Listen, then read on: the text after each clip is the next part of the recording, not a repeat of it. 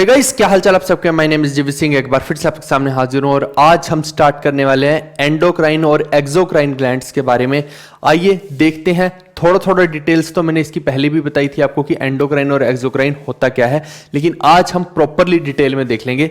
देखिए, endocrine glands जो है ना, अगर आपको मोटे तौर पे देखना है तो आप देखेंगे कि ये एक डक्टलेस ग्लैंड है। इसके अंदर डक्ट नहीं होता। डक्ट एक बर्तन होता है जिसके अंदर सब कलेक्ट हो रहा है एक तरह से, है ना, सारे का सारा हार्मोन जो सिक्रीट हो रहा है, ये समझ लीजिए।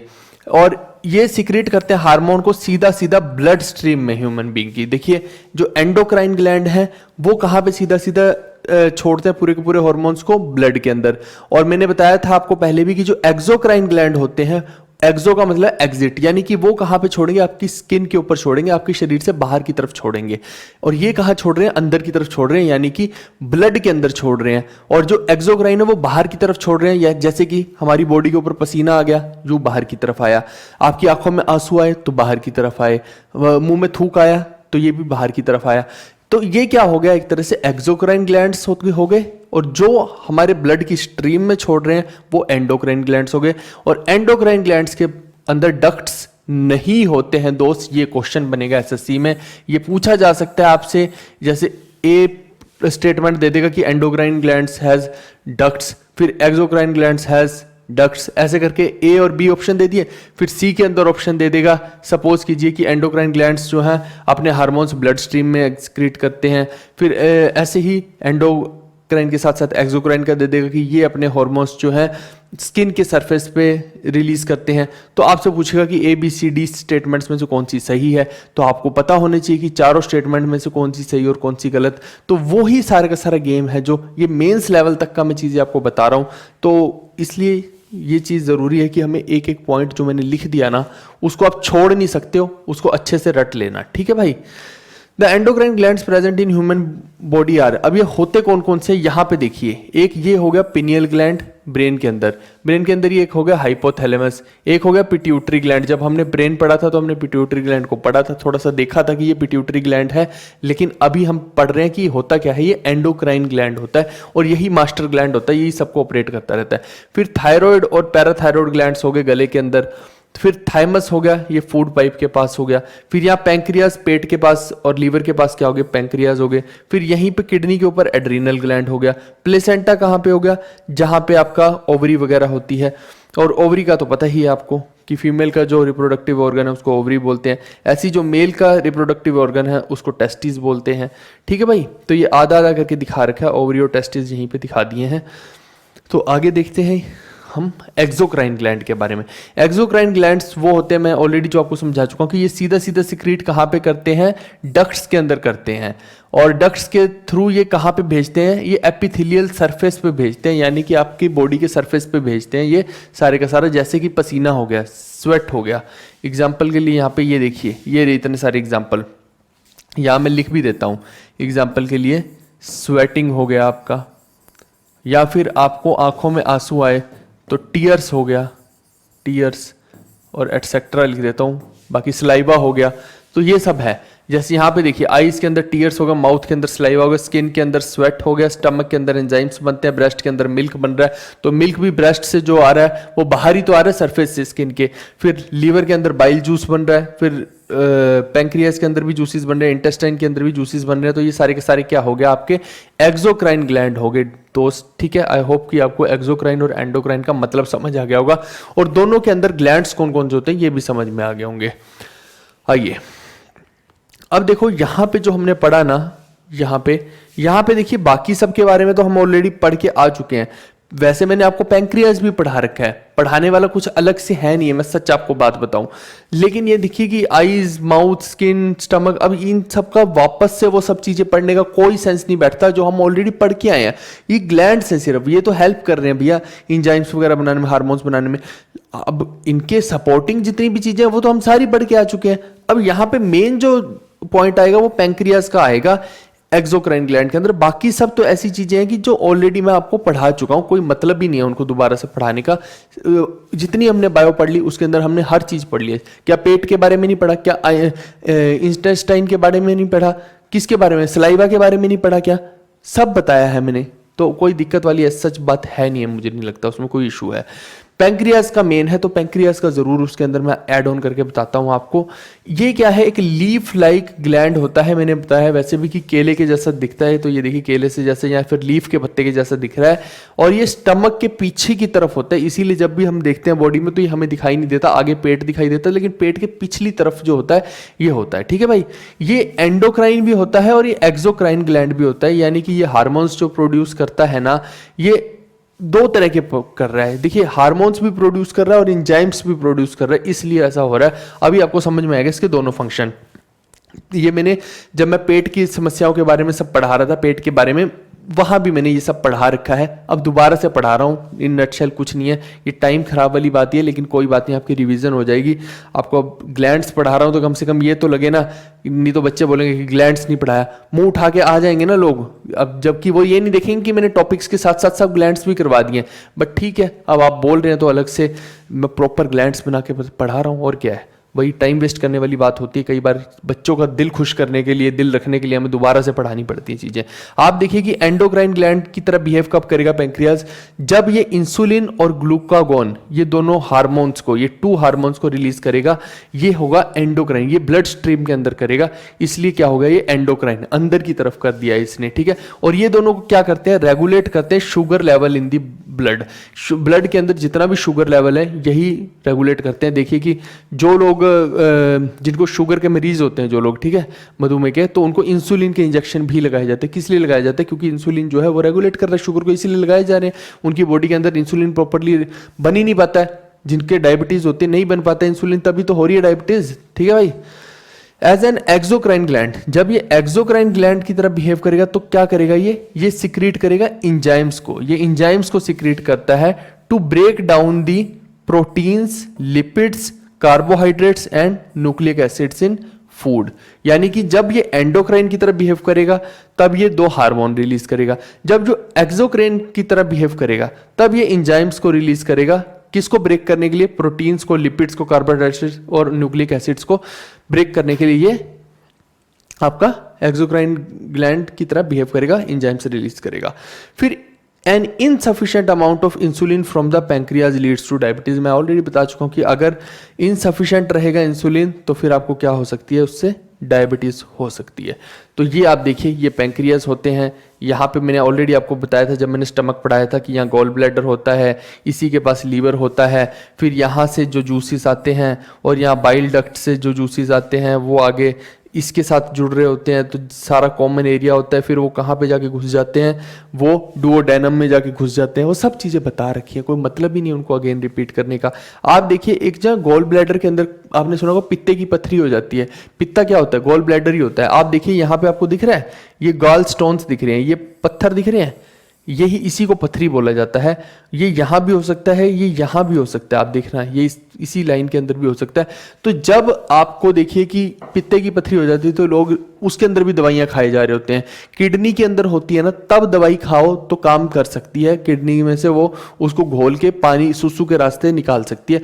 किडनी का हमने एक्सक्रीटरी फंक्शन देखा, क्योंकि वो सुसु निकल रहा है तो उसके थ्रू अगर वो पत्थरों को घोल दिया जाए तो वो निकल सकता है। लेकिन आप खुद कॉमन सेंस लगाइए, आप थोड़े से समझदार हैं कि गॉल ब्लैडर में से कैसे निकाली जा सकती है पथरी। क्या इसमें से निकाली जा सकती है? नहीं निकाली जा सकती। इसके लिए आपका गॉल ब्लैडर ही बाहर निकालना पड़ेगा दोस्त।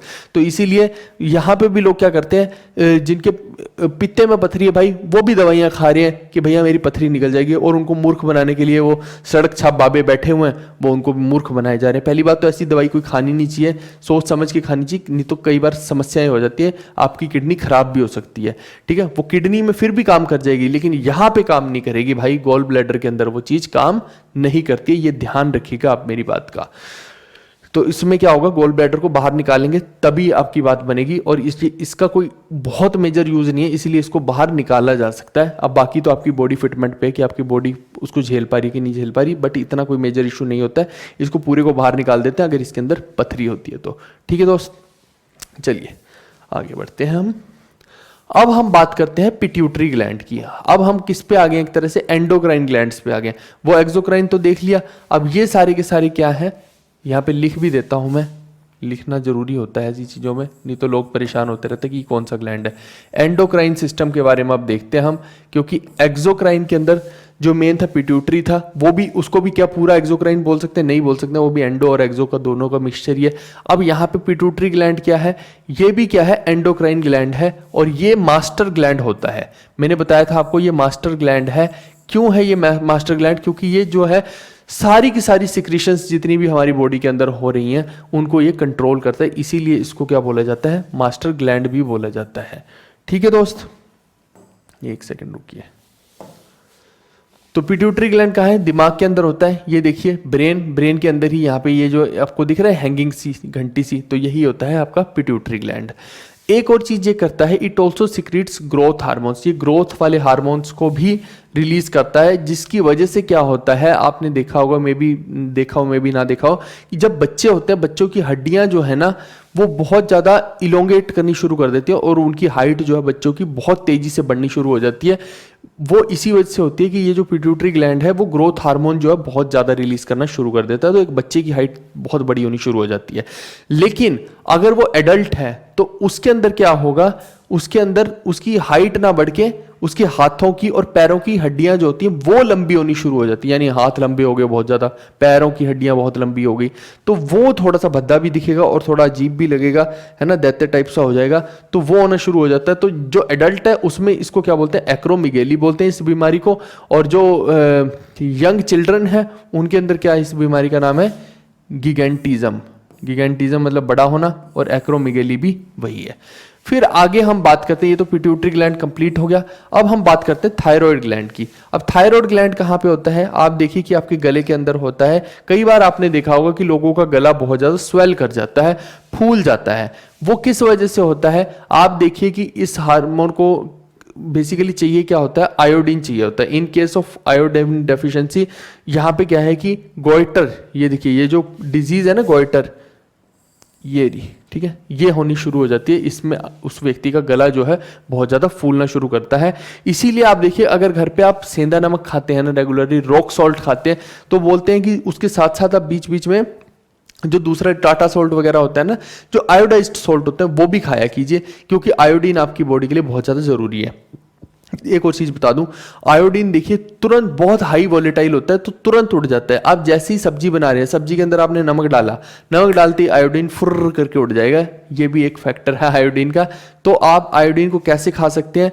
थोड़ा सा आप या तो नमक वैसे सैलेड पे छिड़क के खा लीजिए, या फिर बाद में सब्जी में हल्का सा, बट बहुत ज़्यादा भी नहीं खाना चाहिए। एक आयोडीन की मात्रा पूरी हो जाए उस हिसाब से खाना चाहिए, तो आपको ये जो गोइटर की दिक्कत है, गले में फूलन की दिक्कत एक तरह से पूरी सी, वो नहीं होगी। ये बटरफ्लाई शेप्ड का ग्लैंड होता है थ्रोट के अंदर, वो आप इसको देख ही सकते हैं। ये देखिए बटरफ्लाई जैसा दिख रहा है। ये कौन सा हार्मोन रिलीज करता है? ये रिलीज करता है थायरोक्सिन को, which regulates the metabolism of the body. और ये थायरोक्सिन है, ये पूरी की पूरी बॉडी का मेटाबॉलिज्म को मेंटेन करता है। और iodine is required to synthesize thyroxine in the body. अगर आपकी बॉडी को थायरोक्सिन को रिलीज करना है या बनाना है, सिंथेसाइज करना है, तो उसको आयोडीन की जरूरत होगी। इसीलिए बोलते हैं कि आयोडीन की रिक्वायरमेंट आपकी बॉडी में पूरी होनी ही चाहिए। अगर नहीं हो रही है तो फिर आपको समस्या क्या होगी? गोइटर हो जाएगा। क्यों हो जाएगा गोइटर? क्योंकि आपकी बॉडी में थायरोक्सिन हार्मोन जो है वो प्रॉपरली मेंटेन नहीं हो पा रहा है। ठीक है दोस्त, आई होप कि आपको गोइटर की और थायराइड की भी बात समझ में आ गई होगी। अब हम बात करते हैं आगे एड्रीनल ग्लैंड की। आप देखिए कि एड्रीनल ग्लैंड होता कहाँ है? सबसे पहले ये किडनी दिख रही है, किडनी के ऊपर देखिए ये छोटा सा भाग दिख रहा होगा, इसी को क्या बोलते हैं? किडनी के ऊपर जो ये दिख रहा है एड्रीनल ग्लैंड बोलेंगे दोस्त इसको। ठीक है दोस्त, अब ये होता क्या है? Occur in pairs above each kidney. ये आपसे पेपर के अंदर इसकी लोकेशन पूछ सकता है कि ये ग्लैंड कहाँ, किस लोकेशन में होता है, तो आप बोलेंगे कि पहली बात तो ये पेयर में होगा, और दूसरी बात ये किडनी में होगा, किडनी के ऊपर वाले भाग पे होगा। ठीक है, ऐसे चिपका होगा, लेकिन ये होगा दो के पेयर में, या तो 2 होगा या 4 होते हैं ऐसे, है ना, ये सिंगल नहीं होगा, ये पेयर ही होगा। फिर ये क्या करता है? It decreases in size with age. जैसे जैसे व्यक्ति की उम्र बढ़ती जाती है तो एड्रीनल ग्लैंड छोटा होता जाता है। और इसका काम क्या है? ये एड्रीनलाइन हार्मोन जो होता है ना, हार्मोन एड्रीनलाइन, इसको रिलीज करता है। और ये एड्रीनलाइन हार्मोन किस में हेल्प करता है? आपकी फ्लाइट एंड फाइट रिस्पॉन्स में हेल्प करता है। याद कीजिए, मैंने सिंपैथेटिक और पैरासिम्पैथेटिक नाम की कुछ चीजें पढ़ाई थी, आपको नहीं याद हो तो पिछले सेशंस में जाके देखिएगा, वहां पे मैंने फाइट और फ्लाइट मोड बताया था। मैंने बोला था जो सिंपैथेटिक होते हैं वो हेल्प करते हैं आपको फाइट और फ्लाइट मोड में, पैरासिम्पैथेटिक उनको रोकने में। ये सब चीज़ें मैंने बताई थी आपको, है ना। तो वहाँ पे जाके आप इसको देख सकते हैं फाइट और फ्लाइट मोड क्या होता है, ज़्यादा डिटेल में आपको समझ में आएगा। लेकिन यहाँ पे मैं बता रहा हूँ कि ये बस आप समझिए कि एड्रेनालाइन हार्मोन को रिलीज करता है जो कि फाइट और फ्लाइट रिस्पॉन्स में हेल्प करते हैं। It also secretes noradrenaline, noradrenaline, ठीक है, नॉर एड्रीनलिन हार्मोन को भी ये रिलीज करता है। ये हो गया आपका एड्रीनलिन ग्लैंड। अब हम बात करते हैं गोनेड्स की। गोनेड्स में देखिए दो तरह की चीजें हैं, एक है ओवरी और दूसरा है टेस्टिस। ये जो आपको दिखाई दे रहा है इस तरह से, ये बॉयज के अंदर जो रिप्रोडक्टिव ऑर्गन होता है इसको क्या बोलते हैं, पेनिस बोलते हैं। साथ में देखिए आपकी यहाँ पे ये जो है आपको दिखाई दे रहे, ठीक है, ये गोल गोल से जो हैं ये क्या है, टेस्टिस हैं। तो यही जो टेस्टिस हैं यही एक मेल के अंदर क्या बनाते हैं, अब देखिए जो गैमेट्स वगैरह होता है, जाइगोट वगैरह बनता है ना, स्पर्म्स वगैरह मेल के अंदर बनते हैं। ये सब चीज़ें जो हैं गैमेट्स वगैरह तो बाद की बात आ गई, सबसे पहले तो स्पर्म्स बनेंगे। तो ये स्पर्म्स बन कहाँ से रहे होते हैं, ये इन्हीं टेस्टिस की वजह से बन रहे होते हैं। और इनके आसपास जो बाल होते हैं ना, यही बाल इसके टेम्परेचर को मेंटेन करके रखते हैं, जो एक यहाँ टेस्टिस को रिक्वायर्ड रहता है टेम्परेचर, जिसमें कि वो स्पर्म्स को बना पाए, वो टेम्परेचर ये बाल जो होते हैं यहाँ पे मेंटेन करके रखते हैं। ठीक है दोस्त, ऐसे ही सिमिलर थिंग्स फीमेल लेडी में आप देखेंगे तो ये फीमेल लेडी जो होती है, फीमेल का सेक्सुअल पार्ट है, इसको बोलते हैं ओवरी। ठीक है, और ओवरी के यहीं पे यूटेरस होता है, यहीं पे सर्विक्स होता है। बेसिकली क्या है कि ये जो है ना सब सुसु करने वाली जगह और सेक्स करने वाली जगह ये आपस में जुड़ी हुई हैं एक तरह से, आप अगर थोड़ा सा ध्यान से देखेंगे। इसीलिए आप देखेंगे कि कभी भी किसी व्यक्ति के जो है, अभी तो नहीं आप देख पाएंगे, जब भी आपकी शादी वगैरह हो जाएगी तब आपको समझ में आएगा कि, या फिर कुछ होते हैं लोग जो क्या कहते हैं उसको, आत्मनिर्भर होते हैं, उनको भी समझ में आ जाएगा कि होता क्या है कि अगर आपका कहीं एक पैसेज से निकल रहा है, सपोज कीजिए, अब मैं क्या बोलूँ यार, एक तो ऐसे ऐसे टॉपिक्स को ना पढ़ाते हुए भी थोड़ा सा वो होता है कि बड़ी भाषा को सोच के बोलना पड़ता है ना। सपोज कीजिए कि जैसे भी करके आपके स्पर्म्स बाहर आ गए, ठीक है, तो अब वहां पे क्या है कि जब आपके स्पर्म्स एक बार बाहर आ गए ना, मैं स्पेशली अभी पहले मैं लड़कों की बात कर रहा हूँ, ठीक है, ऐसी सेम गर्ल्स में भी होगा, एग्जांपल के तौर पे बता रहा हूँ ना। तो आपके स्पर्म्स बाहर आ गए, अब देखिए कि आप सुसु करने जाना तुरंत उसी टाइम पे, तो आप खुल के सुसु नहीं कर पाएंगे। क्यों? क्योंकि वो जो पैसेज है ना उसी में स्पर्म्स फंसे हुए हैं, जब तक वो नहीं बाहर निकलेंगे तब तक सुसु नहीं निकलेगा। या फिर वो स्पर्म्स थोड़ा सा नीचे ऐसे हों और ऊपर से सुसु आए और सुसु के थ्रू बाकी के स्पर्म्स भी बाहर आ जाएं, इस तरह से वो पैसेज थोड़ा सा एडजस्टमेंट होगा, तभी आप जो पी है प्रॉपरली कर पाएंगे, नहीं तो फिर आपको दिक्कत आएगी, सुसु इजीली बाहर नहीं आएगा। और उसके लिए फोर्स नहीं लगानी चाहिए, थोड़ी देर वेट करना चाहिए, अपने आप वो आ जाएगा। इस तरह का रहता है। अच्छा, ये भी रहता है कि क्योंकि ये देखिए स्पर्म्स जो हैं जब आप जवान हो जाते हैं तो ये तो ऑटोमेटिकली आपकी बॉडी में बनेंगे। अब या तो कुछ लोग होते हैं जो स्वयं सेवा करते हैं और अपने ही हाथों से इनको निकाल देते हैं, या फिर जो नहीं निकाल पाते हैं, जब आप बिल्कुल एक यंग एज में रहते हैं, है ना, एडोलेसेंट एज के बाद, तो फिर नहीं निकालते हैं ऐसा, तो फिर वो अपने आप जो है रात को नाइटफॉल की फॉर्म में भी निकल जाते हैं। तो ये इसका देखिए बेसिक प्रोसेस है, इसमें आप वो मत सोचना कि ये मैंने कोई ऐसा हुआ बता रहा हूँ, ये एक नॉर्मल चीज़ें हैं जो मैं आपके साथ डिस्कस कर रहा हूँ। तो इसके अंदर मेन देखिए जो रिप्रोडक्शन है, बहुत ज़्यादा इसमें से क्वेश्चन आते भी नहीं है, तो हम जो है मेन यही चीज़ें रिप्रोडक्शन की जो है पढ़ के जाएंगे जिसमें से क्वेश्चन आ जाए। बहुत ज़्यादा डिटेलिंग में रिप्रोडक्शन से ज़्यादा कुछ कोई वो पूछने भी नहीं वाले हैं। तो आप देखिए कि ये गोनाड्स का मतलब क्या है। गोनाड्स का मतलब है कि मेल और फीमेल जो सेक्सुअल ऑर्गन्स हैं उन्हीं को गोनाड्स बोलते हैं। मेल में हो गए टेस्टिस और फीमेल में क्या हो गया, ओवरी हो गए। ठीक है, अब यहां पे देखिए gonads are the gamete producing organs. मैंने क्या बोला कि गैमेट वगैरह, जाइगोट, ये सब प्रोड्यूस होता है। तो ये सब वही है कि जब वो एक बच्चे को फॉर्म करना होता है तो उसके बीच में बहुत सारे प्रोसेसेस होते हैं, उन्हीं में से एक है गैमेट प्रोडक्शन वाली, तो आप समझिएगा। ठीक है, अब आप देखिए जो टेस्टिस हैं, they produce the male hormone testosterone. जो टेस्टिस का काम क्या है, टेस्टोस्टेरोन बनाना, यानी मेल्स के अंदर। तो टेस्ट और टेस्ट दोनों में आ रहा है, तो वहीं से समझ जाएंगे कि टेस्टिस क्या करते हैं, टेस्टोस्टेरोन बनाते हैं। किसके अंदर बनाते हैं, मेल के अंदर बनाते हैं। फिर जो ओवरीज हैं, ओवरीज क्या करेंगी, ये फीमेल हार्मोन प्रोड्यूस करेंगी। फीमेल हार्मोन्स में क्या क्या आ गया, ऑस्ट्रोजन एंड प्रोजेस्ट्रॉन, जिसमें से प्रोजेस्ट्रॉन जो होता है, स्पेशली ये जो होता है, ये प्रेगनेंसी के लिए होता है। और ऑस्ट्रोजन बिल्कुल सेम वैसे ही हो गया जैसे कि मेल के अंदर टेस्टोस्टेरोन हो गया। ठीक है, तो ये एक तरह से जैसे मेल के स्पर्म हो गए और वो फीमेल के स्पर्म हो गए, वैसा सा कुछ टाइप का आप समझ लीजिए इसके अंदर। आगे बढ़ते हैं गोनाड्स के अंदर ही। आप देखिए कि यहां भी वही बताया है कि टेस्टोस्टेरोन और एस्ट्रोजन जो होते हैं they help in producing gametes. ये आपस में मिलके क्या बनाते हैं, गैमेट बनाते हैं। फिर आगे वही एक बच्चा बनने की प्रोसेस होती है पूरी की पूरी, मोटे तौर पे मैं बोलूं आपको तो। And they are responsible for the sexual characteristics of males and females respectively. यानी कि टेस्टोस्टेरोन मेल की सेक्सुअल जो करेक्टरिस्टिक्स है उनको डिफाइन करता है, और एस्ट्रोजन जो होता है वो फीमेल की सेक्सुअल करेक्टरिस्टिक्स को डिफाइन करता है। फिर जो प्रोजेस्ट्रॉन होता है फीमेल्स के अंदर स्पेशली, ये प्रेगनेंसी हार्मोन होता है। यानी अगर किसी लेडी को प्रेग्नेंट होना है तो वो प्रोजेस्ट्रॉन हार्मोन जो है वही उसके लिए रिस्पॉन्सिबल रहेगा। फिर अदर एंडोक्राइन ऑर्गन्स की मैं बात करूं तो कौन कौन से होते हैं, जैसे कि hypothalamus, parathyroid, pineal gland and thymus glands. ये सब क्या हो गए, अदर ऑर्गन्स हो गए गोनाड्स के, सॉरी एंडोक्राइन ग्लैंड्स के। ठीक है भाई, तो ये हमने जितना सारा का सारा पढ़ा है ये ग्लैंड्स के बारे में पढ़ा, एंडोक्राइन और एक्सोक्राइन। जो ये है ये हाइपोथैलेमस वगैरह, इनके बारे में ऑलरेडी मैं आपको जैसे हाइपोथैलेमस के बारे में तो ब्रेन के अंदर ही मैं बता चुका हूँ। बाकी क्या इतना कोई बहुत ज़्यादा उसको पढ़ने का आवश्यकता ही नहीं है। जिनके बारे में पढ़ने की आवश्यकता थी वो मैं पढ़ा चुका हूँ, और उन्हीं से सवाल आने के हाई चांसेस रहते हैं। आई होप कि आज आपको ग्लैंड्स समझ में आ गया होगा, एंडोक्राइन भी एक्सोक्राइन भी, और उसमें से क्या क्या पॉइंट्स मेन होते हैं मैंने वो भी आपको बता दिए। चलिए हम मिलते हैं नेक्स्ट वीडियो में। अब ये बस एक आधे सेशन के अंदर ही बायो को हम कंप्लीट कर देंगे, खत्म कर देंगे। बस अब कुछ नहीं रह गया इसके अंदर, एक आधा छिटपुट जो टॉपिक रह गए हैं वो नेक्स्ट सेशन में खत्म करके हम इसको कंप्लीशन करेंगे। ठीक है guys, bye bye, take care, see you, love you all.